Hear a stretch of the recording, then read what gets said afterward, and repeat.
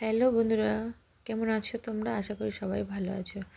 সংসার সুখের হয় রমণীর গুণে। আমরা ছোটোবেলার থেকে আমার মাদের কাছে শুনে এসেছি, দিদা ঠাকমা সবার কাছে শুনে এসেছি, বুঝতে পেরেছো? আমি কিন্তু সেভাবেই করি। আমাদের কিন্তু অভাবের সংসার, বেশি হাই ফাই কিছুই না, দিন আনা দিন খাওয়া, ছোট্ট একটা ফ্যামিলি। আমার সবাই মিলেমিশে একসাথে বসবাস করি। আজ আমার প্রায় না করে 20 বছর হয়ে গেল, বিয়ে হয়ে গেছে। তো সেইভাবেই কিন্তু অভাব কষ্টের মধ্যে দিন কাটছে, দিন আনা দিন খাওয়া। আমার একটা সন্তান আছে, তোমরা সবাই অনেকেই জানো কম বেশি। তো অভাবের সংসারে কিভাবে কি করলে হয় সেটাই হচ্ছে, আমি এখন সেই প্রস্তুতি নিয়েছি। আমি ফ্রিজের মধ্যে মাছ ছিল, সেই মাছগুলো কিন্তু সব একে একে বার করে নিয়েছি। বার করে নিয়ে সব একে একে সুন্দর করে সাজিয়ে নিলাম। 6 পিস কিন্তু মাছ আছে এখানে। এটা কিন্তু তেলাপিয়া মাছ। আমার ভাইয়ের বাড়িতে গিয়েছিলাম, বাপের বাড়ি আড়তের থেকে দিয়েছিল। সেই মাছ একে একে অল্প অল্প করে করে 1 দিন 2 দিন পর পর বার করে করে সেই মাছগুলো খাওয়া হয়। ওই যে একটু আগে বললাম, অভাবের সংসারে দিন আনা দিন খাওয়া। তোমরা দেখে বুঝতেই পেরেছো, আমার কিন্তু রান্নাঘর এখনও কমপ্লিট হয়নি। তো আমি এখন বারান্দায় কিন্তু এভাবেই রান্না করি। মাছগুলো নুন হলুদ প্রথমেই মাখিয়ে নিচ্ছি, সুন্দর করে মাখিয়ে নেব নুন হলুদ দিয়ে। মাছে নুন হলুদটা ঠিকঠাক মতো না মাখালে না মাছ কিন্তু স্বাদ লাগে না। আর ফ্রিজের মাছ একেবারেই পুরো ঠান্ডা জমে আছে। একে একে মাছগুলো কিন্তু সব কিছু মানে ছেড়ে দিচ্ছি আর কি। তেলের মধ্যে কিন্তু আস্তে আস্তে মাছগুলো সব ছেড়ে দিয়ে ভেজে নেব মোটামুটি। সকালবেলা উঠে কিন্তু সব কাজকর্ম সেরে, বাসি কাজকর্ম সেরে গুছিয়ে গাছিয়ে আমার গোপুসোনাকে পুজো করে নিয়ে তারপর কিন্তু আমি রান্নার দিকে চলে এসেছি। আমার গোপুসোনা আছে, ছোট্ট একটা গোপুসোনা আছে, তোমরা সবাই জানো। সেই গোপুসোনাকে আমাকে দিতে হয় আগেই। আর আজকে বৃহস্পতিবার, যেহেতু সকালবেলা না খেয়েই কিন্তু আমাদের পুজো করতে হয়। ওই যে বলেছি, সংসার সুখের হয় রমণীর গুণে। সব কিছু মেনটেনেন্স করেই তারপরে তো রান্না করতে হবে। সকালবেলা উঠলাম, বাসি কাপড় চোপড় না ছেড়ে রান্না করে চলে আসলাম, এরকম তো হবে না, না। আর এদিকে দেখো 3 পিস কিন্তু ইলিশ মাছের মুড়ো আছে, সেটা নিয়ে নিয়েছি। একসাথে কিন্তু ভেজে রেখে দেবো, কেননা 2 দিন ফ্রিজে মাছ আর রাখবো না। ননদের বাড়িতে যাব, নিমন্ত্রণ আছে, ননদের শাশুড়ি গত হয়েছে, ঘাটে তুলতে হবে, সেখানে যেতে হবে। আর এই সুইচটা অন করে দিচ্ছি কেন বলো তো, পুরো অন্ধকার হয়ে গেছে, দেখতে পাচ্ছি না। আর সারাদিন তো প্রচণ্ডভাবে বৃষ্টি পড়ছে, কালকে রাত্রির থেকে তো একভাবে বৃষ্টি হয়েই যাচ্ছে। তো আমি সুইচটা অন করে দিয়ে আসলাম, মানে ঘরের ভেতর দিয়ে বাবাই সুইচটা বন্ধ করে দিয়েছে। বাবাই কিন্তু এখন পড়তে বেরিয়ে গেছে। তার আগে কিন্তু আমার রান্নাবান্নাটা কমপ্লিট করে নিতে হবে। কোন সকালে উঠেছি ভোর 3টেই, 4টে বাজলে আর ঘুম আসে না। এ একটা অভ্যাস হয়ে গেছে, জানো তো, ঘুমটা অনেকটাই কমে গেছে। নানান চিন্তা ভাবনায়, অভাবের সংসার, বাচ্চাটাকে পড়াশুনোর খরচা আছে, সব মিলিয়ে মিশিয়ে না আর ঘুম হয় না। এই হচ্ছে ব্যাপার। তো একে একে সব মাছগুলো ভেজে নিলাম, তারপরে 5 ফোড়ন দিয়ে দিলাম। ওই মাছ ভাজার তেলেই আর একটু তেল দিয়েছি, একটু তেজপাতা ফোড়ন দিয়েছি, একটু পেঁয়াজ ফোড়ন দিয়েছি। আজকে রান্না হচ্ছে ওল। তার মধ্যে একটু আদা বেটে রেখেছিলাম।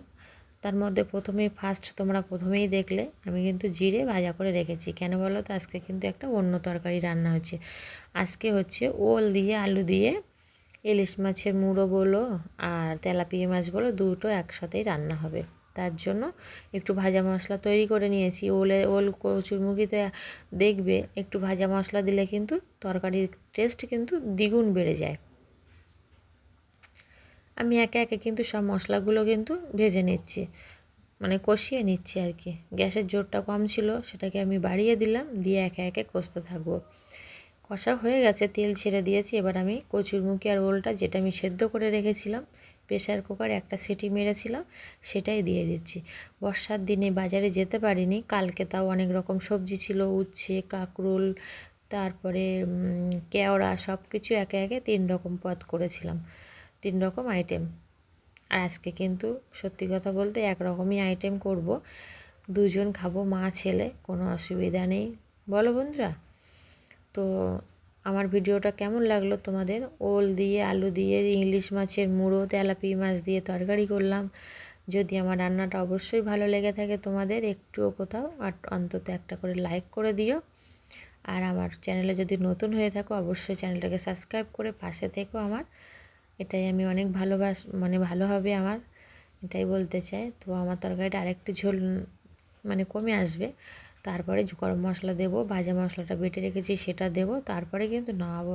আর ভাজা মশলাটা লাস্টেই দেবো। কেন বলছি বলো তো? ভাজা মশলাটা লাস্টে দিলে কিন্তু একটা মানে ভাজা মশলার যে ফ্লেভার আছে, সেন্ট, সেটা কিন্তু থেকে যাবে। আমার কিন্তু তরকারি পুরো পারফেক্ট। নামিয়ে নিয়েছি, গামলাটার মধ্যে নামিয়ে নিয়েছি। একটাই তরকারি বলে একটু হালকা মিডিয়াম ঝোল রেখেছি। কেন বলো তো? ওই যে বাঙালি ঘরে আমরা ঝোলে ঝালেই পছন্দ। একটু ঝোল ঝোল না হলে না খেতে পারি না আমি। আমার একটু ঝোল লাগে, আমার বাবাইয়েরও একটু ঝোল লাগে। আমার বাবাই খেতে বসে গেছে, এক্ষুনি পরে বাড়ি চলে এসছে ভিজে ভিজে। আমার একটু মার্কেটিং করতে যেতে হবে, তো আমি মনে করলাম ঠিক আছে, এখন তো প্রায় সকাল 10:30 বেজে গেছে, তো খেয়ে নাও মাছের ঝোল ভাত। আর এমনি আমরা পান্তা খাই না, গরম ভাত হলেই খাই, সেই 10টা হোক আর 11টাই হোক। তো আমিও দুটো ভাত নিয়ে নিয়েছি, কেন সকালবেলা উপোস করেই আমি পুজো করেছি। তো ভাত নিয়ে নিয়েছি, দেখি টেস্ট করে কেমন হচ্ছে। আর বাবাই কিন্তু মাছের মুড়ো দিয়ে খেতে ভালোবাসে, ও আমাকে বলেছে মা মুড়োই দাও। তো ওকে আমি এখন একটা মুড়ো তুলে দেবো। ও কোন মুড়োটা বড় সেটা ছোট দেখে দেখেই কিন্তু দিতে হবে। তো এই মুড়োটা আমার বাবাইকে এখন দিয়ে দিচ্ছি। আমার বাবাই এখন ভাত খেয়ে বলবে কেমন হয়েছে। আমিও এখন দুটো খেয়ে নেবো, খেয়ে দিয়ে তারপরে বাসন মাজবো, রান্নাঘরটা মুছবো, হয়ে যাবে কাজ আমার কমপ্লিট আজকের মতন। তো আমাদের গরিবের সংসারে গরিবানা রান্না কেমন হয়েছে অবশ্যই কিন্তু বলবে, ঠিক আছে? তো দেখো আমি এখন খেতে বসে গেছি। আর আমার পুজো করে উঠেছি, তো কপালে কিন্তু আমার এই সিঁদুরের টিপ আছে, চন্দনের টিপ আছে। আমার গোপুসোনাকে পুজো করেছি, লক্ষ্মীনারায়ণকে। তো চলো আমি এখন খাওয়া দাওয়াটা করে নেব।